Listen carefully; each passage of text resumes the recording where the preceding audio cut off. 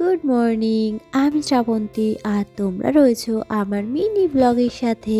সকাল সকাল রেডি হয়ে বেরিয়ে পড়েছি। এখন আছি হাবড়া স্টেশনে, টিকিট কেটে নিয়েছি।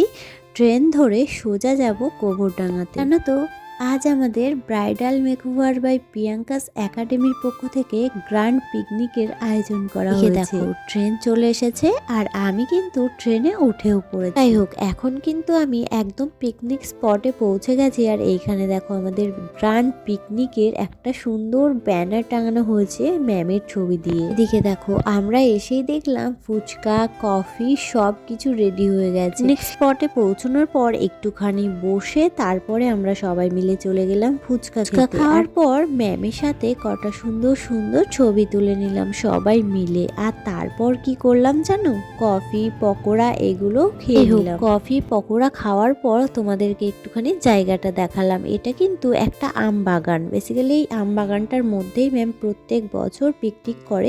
তো আমরা এবছর ফার্স্ট জয়েন করলাম ম্যামের পিকনিকে। যাই হোক, এবার আর কি পিকনিক মানেই তো বোঝো কি হতে পারে। তো এবার সেটারই পালায় দিই। আমিও কিন্তু চলে এসেছি নাচ করতে।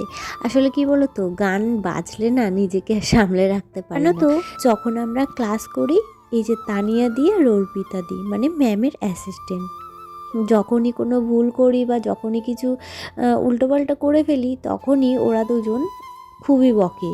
ম্যামও বকে অবশ্যই, না বকলে আমরা শিখবো কী করে, তাই না? জানো তো আজ পিকনিকে না আসলে বুঝতেই পারতাম না যে ওরা কতটা ফ্রেন্ডলি। মানে সত্যি বলতে আজকে পিকনিকে এসে আমাদের সমস্ত ধারণা পুরো জলে মিশে গেছে। পিকনিকে এসে অর্পিতা দিয়ে তানিয়া দিকে দেখে এটাই শিখলাম যে যখন যেমন তখন তেমনই করতে হবে। দিকে দেখো আমাদের পিকনিকে কারা এসেছে।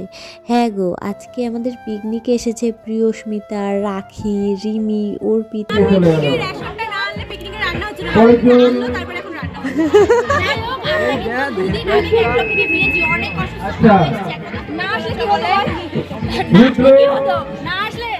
ঠিক আছে বাহ বাহ বাহ, সুন্দর।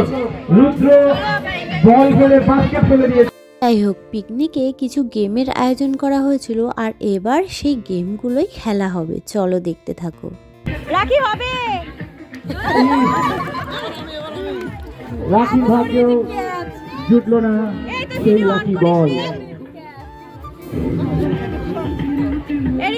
নাম নাম পারমিতা, দেখা যাচ্ছে না। রিপোর্ট রিপোর্ট, একটু সবাই ফাঁকা করুন, মাঠটা ফাঁকা করুন, দেখা যাচ্ছে না। সাগর, সাগরের ভাগ্যে কি আছে? যা একটুর জন্য বেরিয়ে গেল, দেখা যাক। আচ্ছা কয়েকজন নাম নাম রিমি, রিমি বলটা কি গেছে ভেতরে, ফেলে ঝুড়িও ফেলে দিয়েছে। জানি না এটা কি হবে, জাজেসরা বলছে হবে, তার মানে অর্পিতার ভাগ্যেও ভাগ্যের বলটা চলে গেছে। ওর নাম সৌমেন, দেখা যাক সৌমেন।